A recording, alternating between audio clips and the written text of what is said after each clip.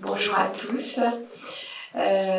Donc on va rester dans le thème du sport, effectivement.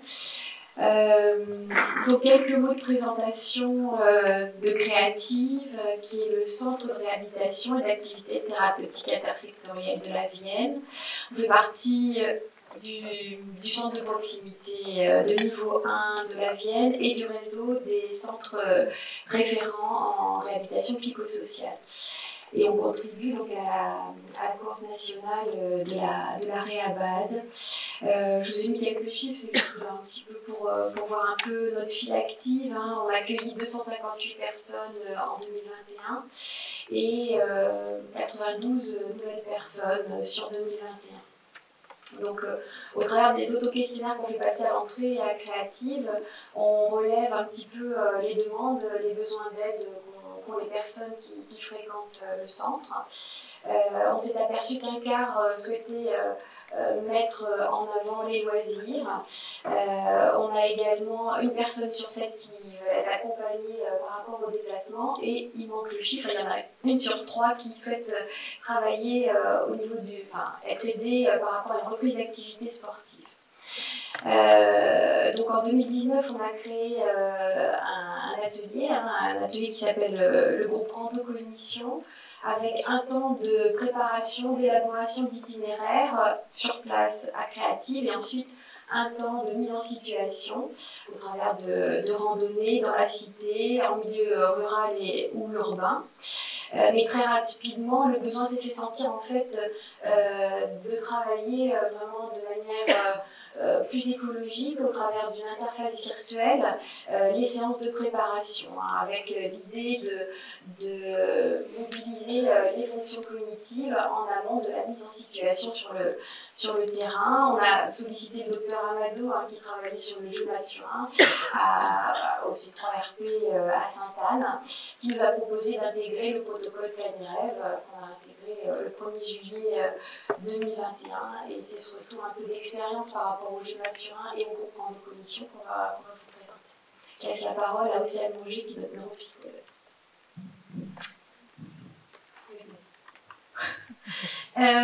Donc oui, le jeu Mathurin, donc nous on a eu le temps de faire juste une session là cette année pour vous donner un petit peu les objectifs principaux.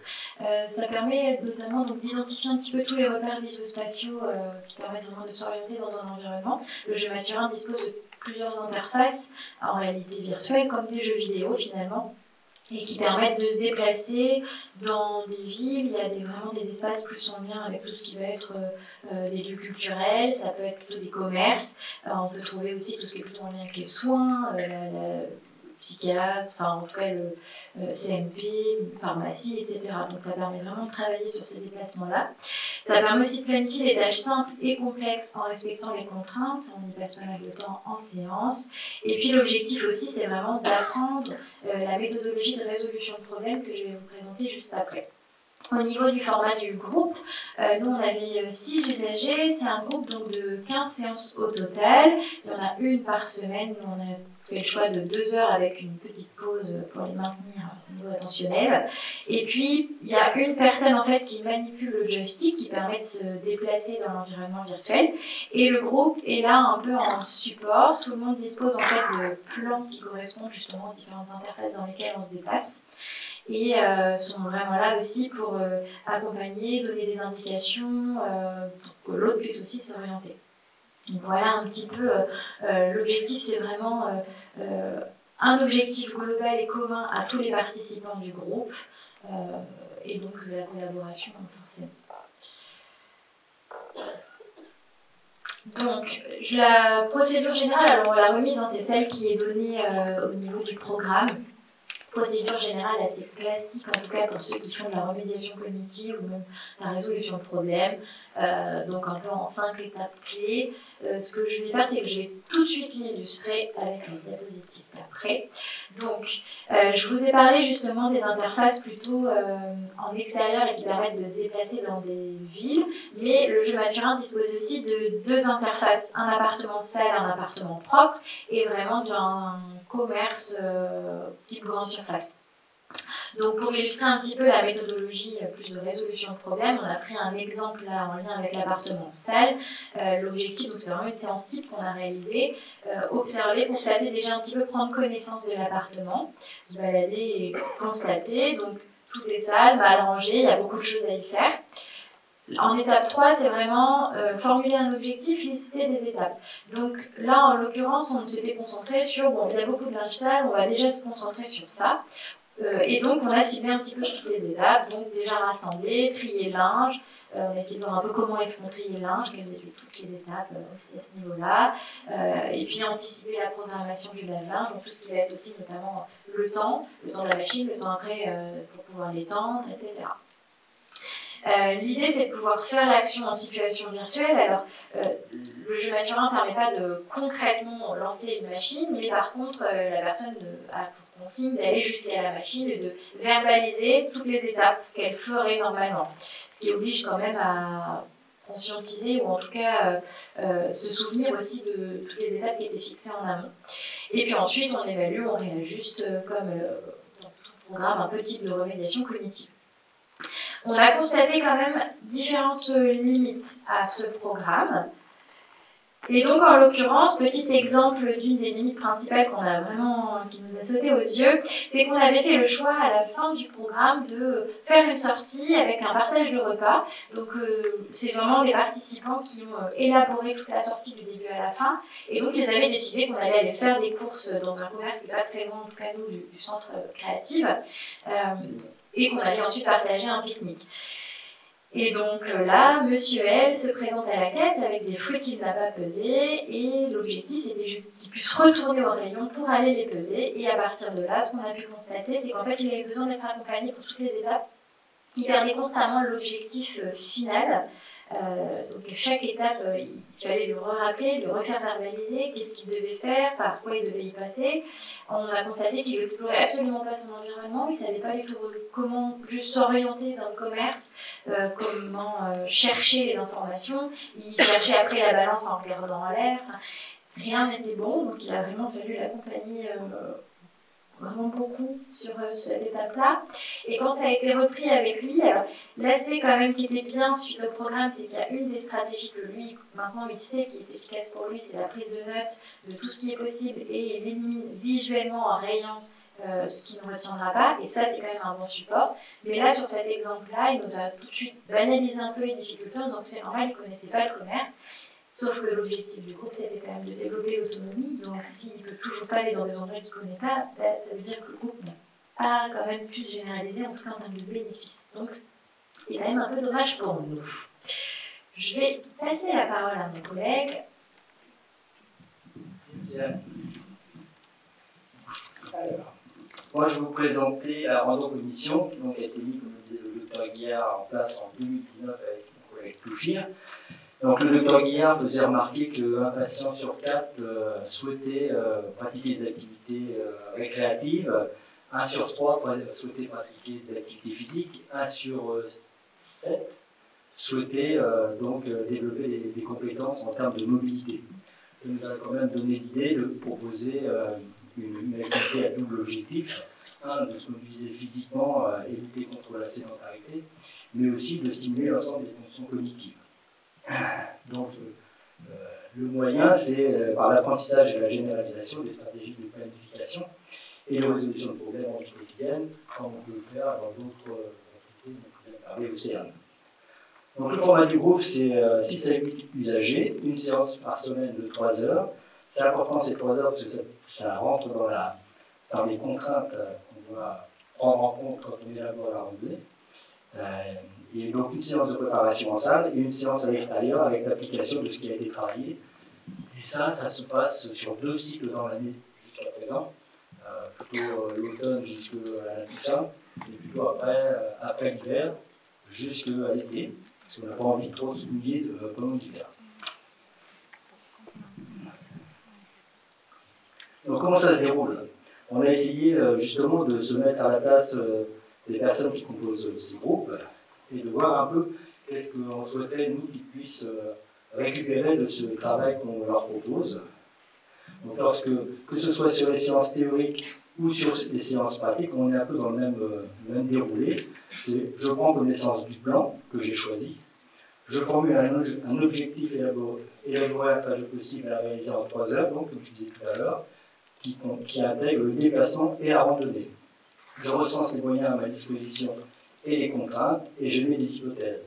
Ensuite, je sélectionne les informations pertinentes et élimine les autres. Je planifie l'itinéraire, et ensuite je vérifie l'itinéraire et m'assure que les contraintes sont respectées. Alors ça, c'est un peu l'intention de départ. Effectivement, c'est un travail qui se fait en groupe. Donc il y a de la collaboration, il y a du partenariat, il y a du partage de compétences, du partage de savoir. La posture soignante, elle est un petit peu double, j'ai envie de dire. Elle est dans la stimulation des ressources, dans le balisage un peu du chemin à parcourir, dans la reprise du schéma de la résolution de problème, et aussi dans l'identification des stratégies déployées qui sont inhérentes à chacun. Donc, mettre l'accent sur la stratégie utilisée, c'est aussi une manière de fixer l'information. Voilà. Donc les mises en situation sur les... Alors on a parlé de randonnées rurales et urbaines. Ce qu'on a observé un petit peu de manière assez flagrante, c'est que les randonnées en situation urbaine sont beaucoup plus compliquées à mettre en œuvre du fait de l'ensemble des distractions sonores et visuelles présentes sur le milieu urbain en termes de signalisation, de circulation, de population. Ça complexifie grandement le dispositif qui rend un peu plus compliqué la déambulation et l'atteinte de l'objectif. Donc les difficultés du traitement de l'ensemble des informations à disposition, comme je disais, panneaux de rue, passage piéton, circulation, etc. Au niveau de l'évaluation de la réalisation, on souhaiterait pouvoir stimuler simuler un palier de difficultés intermédiaires, parce qu'on pense que le travail sur la randonnée rurale et le passage à la randonnée urbaine est trop compliqué, il y a trop de stimuli brutalement. Donc c'est pour ça qu'on a émis l'hypothèse de l'utilisation de l'outil Maturin pour faire un intermédiaire entre les deux, justement pendant la période hivernale, qui nous permettrait de fixer un peu plus les fonctions cognitives. Excusez-moi, est-ce que vous pouvez monter un peu le micro pour qu'on vous entende mieux dans toute la salle? Merci.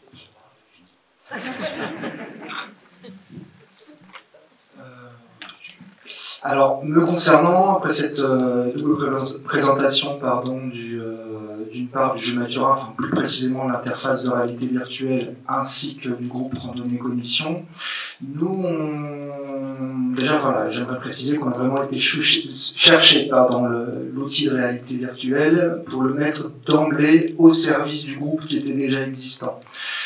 Je vais très brièvement aborder les bénéfices de l'un et l'autre, enfin la complémentarité de l'un et l'autre. Donc comme l'a dit Océane tout à l'heure, le jeu Maturin, il est basé sur une procédure générale. Procédure générale qui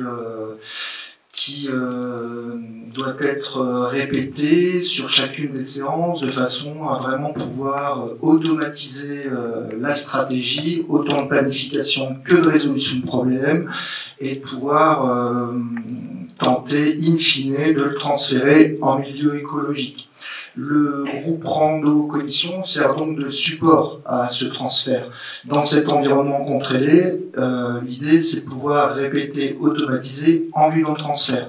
Réciproquement, sur le groupe Randonnée et Cognition, l'idée sera de mettre en lumière, de conceptualiser un petit peu les enjeux cognitifs, illustrés concrètement par la phase d'action, et de pouvoir profiter de l'interface de façon à venir vraiment automatiser ces mêmes stratégies pour ensuite vraiment aboutir à une appropriation et une intégration de ces mêmes stratégies.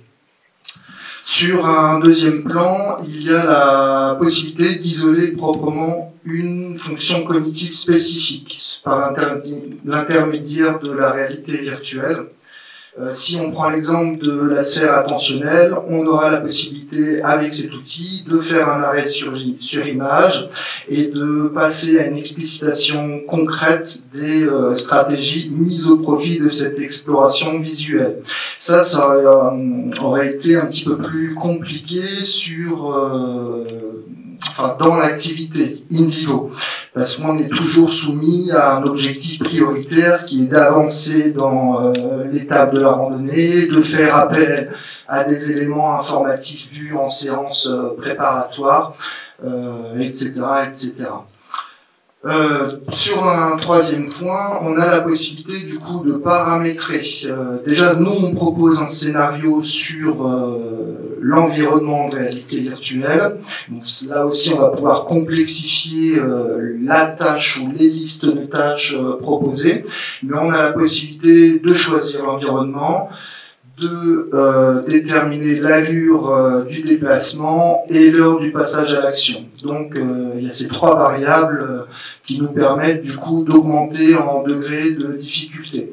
Sur le groupe de randonnée cognition, on s'est aperçu, Eric et moi, que de fait, notamment lorsqu'on passe sur un milieu urbain, que l'impact du simili extérieur et le déploiement de stratégies adaptatives pour faire face aux imprévus. On est dans un débordement vraiment trop important pour pouvoir mener ce travail à bien. Voilà, en dernier lieu, on a aussi la possibilité du coup d'individualiser le scénario qu'on va proposer, de coller au plus proche du besoin des participants sur l'interface de réalité virtuelle. Sur le groupe Rando Cognition, c'est un peu plus dilué, disons. Même si les usagers ont une connaissance un petit peu du territoire dans lequel on va évoluer, il y a toujours voilà, on est toujours dans une dynamique collective. Donc vraiment aller travailler de façon très très fine sur des difficultés d'ordre individuel, ça présente une limite. Et je terminerai par dire que cette alternance déjà de la phase papier-crayon et de la randonnée proprement dit, ponctuée par l'utilisation de la réalité virtuelle, voilà, c'est aussi un complément de passer d'une modalité jeu vidéo, même s'il y a un travail de fond, et d'embrayer ensuite sur une activité plaisir comme la randonnée. Pour enchaîner, dépose suivante s'il vous plaît. Pour enchaîner, je vais très très brièvement vous présenter cette diapo, puisque tout ce dont on vous a un petit peu présenté, on est toujours sur une phase expérimentale.